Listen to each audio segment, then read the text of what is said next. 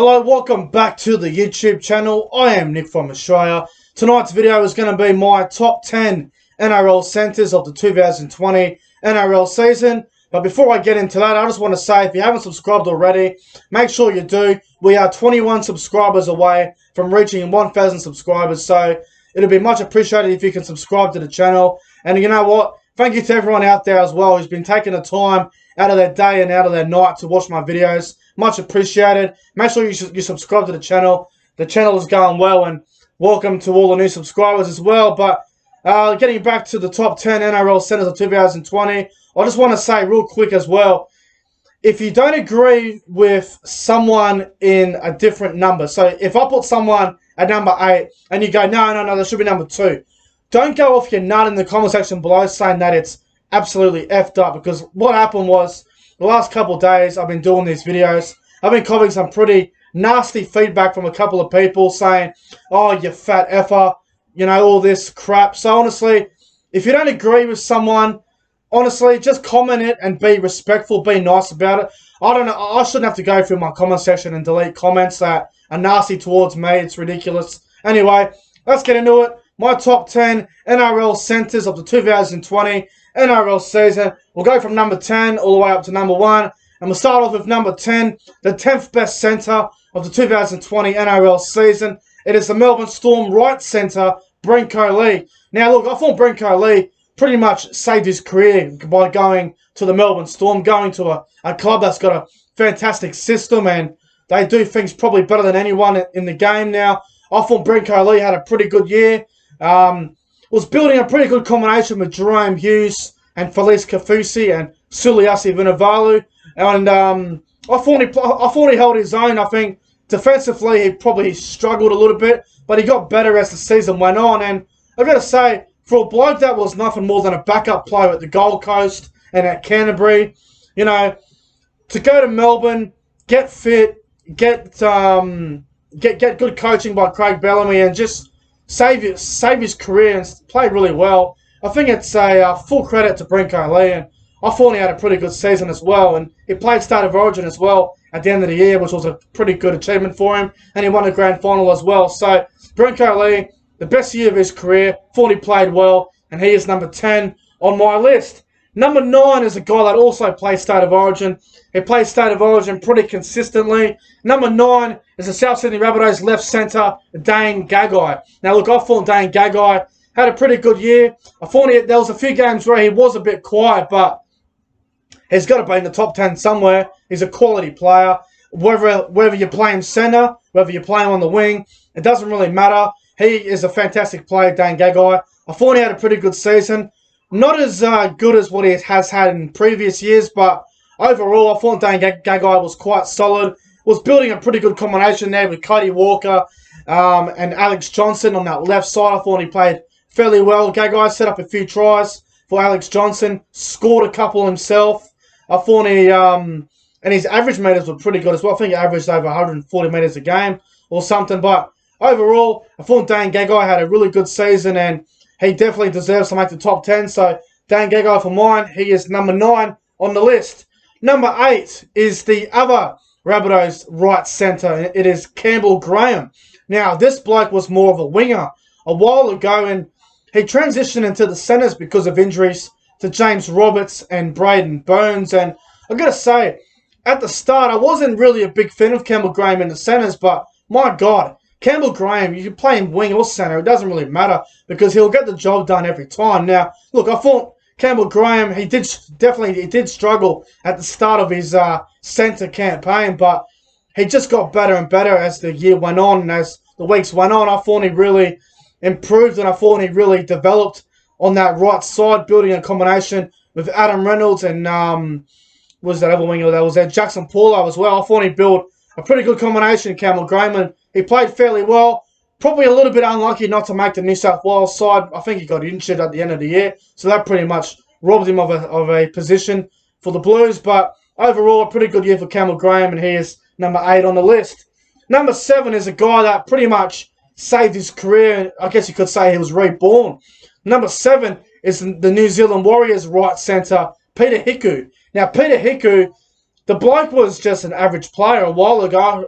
I remember when he started his career at Manly. He was a phenomenal winger, centre, fullback. Played for New Zealand at fullback for a couple of times from memory. And this year, under the coaching of not Stephen Kearney, because Stephen Kearney got the sack, but when Todd Payton took over, Peter Hiku just went to another level and he just played exceptional. I thought he had a really good season. Peter Hiku, pretty consistent, scored some good tries, set up a few tries. Was playing with George Jennings for a fair bit of the season and Adam Pompey because they kept switching sides, those two. But I thought Peter Hiku, overall, a really good season from him. He saved his career pretty much, played well, and he earned himself a contract at the Warriors again next year. So, Peter Hiku, definitely a good season. And hopefully he just keeps getting better and better. And he's number 7 on my list. Now, number six is a guy that was probably talked up as the best centre in the game at the start of the year. And I honestly believe he's dropped off that. I don't think he's a top 5 centre at the moment, but he's still a quality player. And number 6 is the Sydney Roosters right centre, Joseph Manu. Now, Joseph Manu, I thought he had a pretty quiet year. I don't believe he was as great as what he has been. I'm not saying he had a poor year, but below his standards, in my opinion, he wasn't as dynamic as what we have seen in the last 2 years. When the Roosters won back-to-back premierships, he was probably one of the best centres in the game, along with Latrell Mitchell at the time. But as for 2020, I thought Joseph Manu, defensively, he really was a bit of a problem. He really struggled in defence for the Roosters this year. I thought he started the year fairly well, and then he started to get a little bit quiet. He lost his confidence a little bit there. I don't understand how you can lose your confidence when you're playing with fucking Brett Morris and Angus Crichton on the run side of the field, or even Mitch Orbison. So I think Joseph Manu needs to probably, in the off-season, just work on his defence. But overall, I thought he had a fairly solid season. He scored some good tries, set up a few tries. His beautiful flick pass he does out the back is pretty outstanding, and it's very, very good to watch as well. So, you know, I think he's outside the top 5 at the moment, Joseph Manu, but he's that sort of player where you criticise him and he'll be back in the top 5, in the top 3 in no time. So, Joseph Manu, for mine, he is the 6th best centre of 2020. Now, here we go, guys. The top 5. I love doing the top 5 because, honestly, looking at this top 5 list, you could pretty much split this in any order you wanted to, having a good look at it. Now, let's go. Number 5. The top 5 centres of the NRL 2020 season. Number 5 is the Roosters left centre, Josh Morris. Now, I thought this bloke had an exceptional season, scored some great tries, set up a couple of tries as well, building a really good combination with Luke Keary and Boyd Cordner. Well, it was more like Satili Tupanil because Cordner was out most of the year with a concussion. But Josh Morris had a great season. I thought he played very well, getting better with age, I reckon, a bit like his brother Brett Morris. He is a phenomenal player. He'll play to the end. He'll put his body on the line. He's not afraid to make the tackle that someone else should be making. He'll always help you when you're in trouble. But what a player Josh Morris is. He's one of the best centres that I've ever seen. He's definitely in the top 5 best centres of all time, in my opinion. What a player. Had another great season. I reckon he could go for another 2 or 3 years if he wanted to. Josh Morris. He's just getting better and better. Phenomenal player. Thought he had a good season. And he is number 5 on my list. Now, number 4.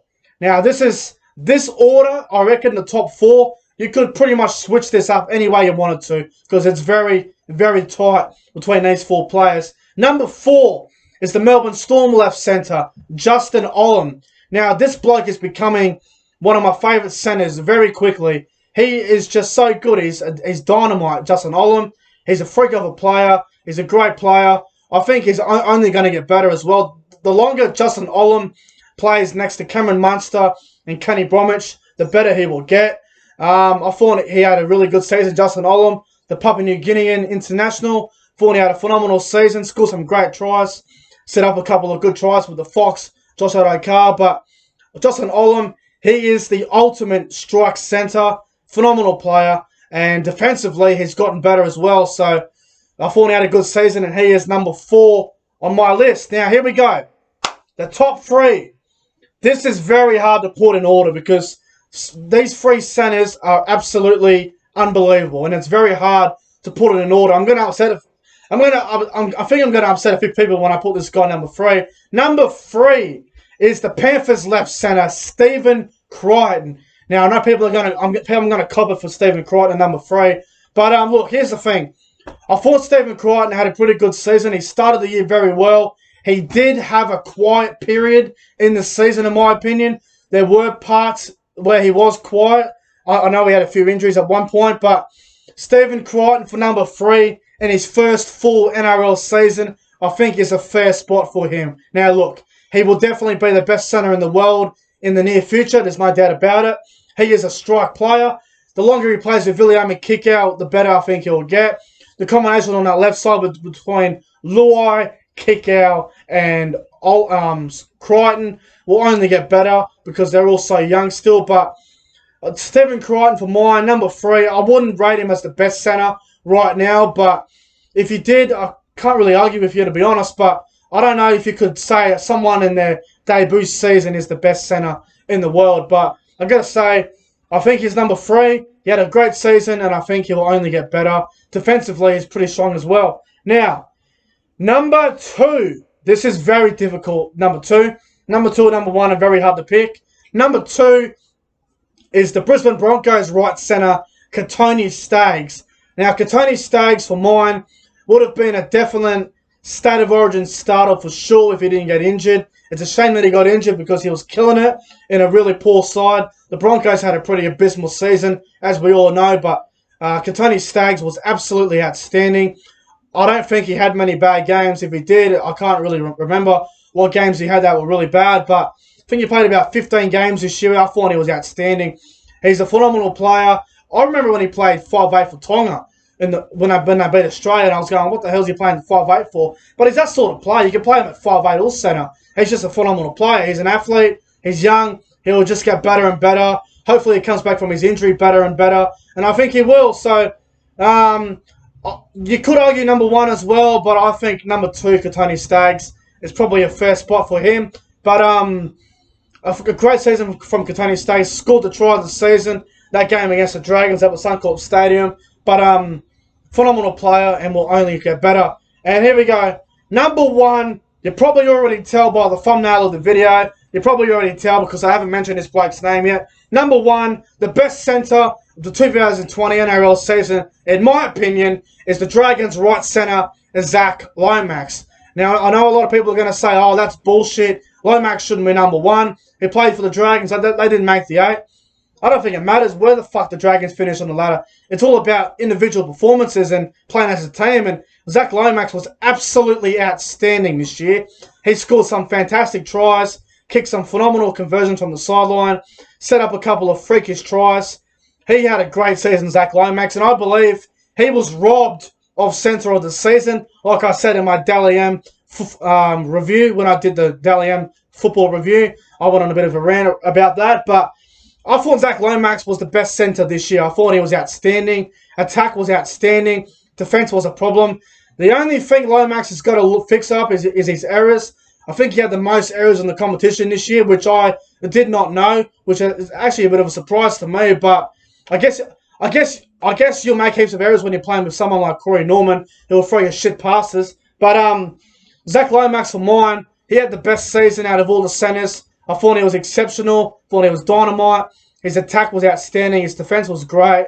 And overall, I think Zach Lomax is the best centre in the NRL in the 2020 NRL season. I thought he was brilliant. But anyway, guys, that's going to wrap up this video. If you enjoyed it, make sure you guys go ahead and like, comment, and subscribe to the channel. That was my top 10, guys. Let me know in the comment section below what your top 10 is or what your top 5 is. I'd love to know in the comment section below. Don't get mad at me in the comment section below if you're pissed off about someone not somewhere where you think they should be. Don't get mad because it's just an opinion. Everyone's going to have a different view and a different way of certain things. But anyway, guys, I'm out of here. Thanks for watching this video. Thanks for taking the time out of the day or night to watch the video, guys. Much appreciated. Like I said, 21 subscribers away from reaching 1,000. We are very, very close. Make sure you subscribe to the channel, guys. Thank you guys for watching. I'm getting out of here. Tomorrow night's video will be my top 5, or top 10, 5/8 of 2020. Anyway, guys, I'm out of here. See you later, and I'll catch you guys later.